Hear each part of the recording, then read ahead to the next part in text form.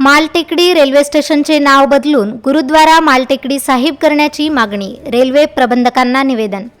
नांदेडमधील ऐतिहासिक आणि धार्मिक महत्त्व असलेल्या मालटेकडी रेल्वे स्टेशनच्या नावामध्ये बदल करून ते गुरुद्वारा मालटेकडी साहिब करण्यात यावे, अशी आग्रही मागणी शीख समाजाच्या वतीने करण्यात आली आहे।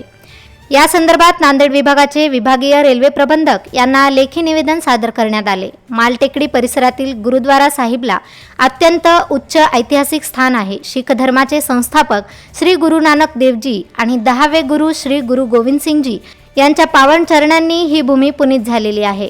त्यामुळे हे स्थान केवळ एक भौगोलिक ठिकाण नसून शीख इतिहासाचा एक अमूल्य ठेवा आहे, असे या निवेदनात नमूद करण्यात आले आहे।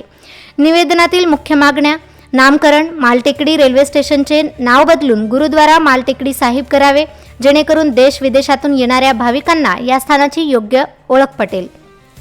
रेल्वे ओव्हरब्रिज: मालटेकडी जवळील रेल्वे ओव्हरब्रिजचे काम अत्यंत धीम्या गतीने सुरू आहे, ते तातडीने पूर्ण करावे, अशी ही मागणी हाताने लिहिलेल्या मजकुराद्वारे करण्यात आली आहे।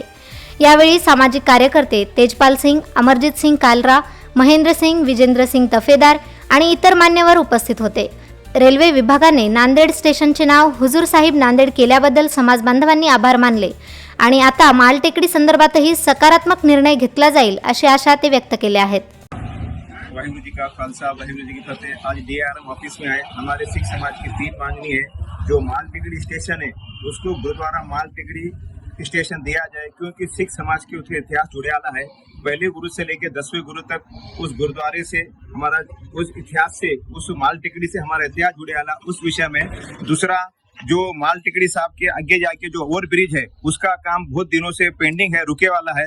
वो काम को जल्द से जल्द जल्दी करे, क्योंकि आने वाले समय में दशहरा आ रहा, उसके पहले करना। और यहाँ पे आने के बाद में एक तख्त साहब की जो फोटो है बहुत पुरानी हो चुकी है, वो फोटो को बदलो, इसके बारे में डेलीगेशन दिया गया, जिसके अंदर जो इसके अंदर संबंधित ऑफिस है उसमें जाके मिल से सबसे मिल के आए। हमारी जो मांग थी हमने मांग पूरी रखी उनके पास में।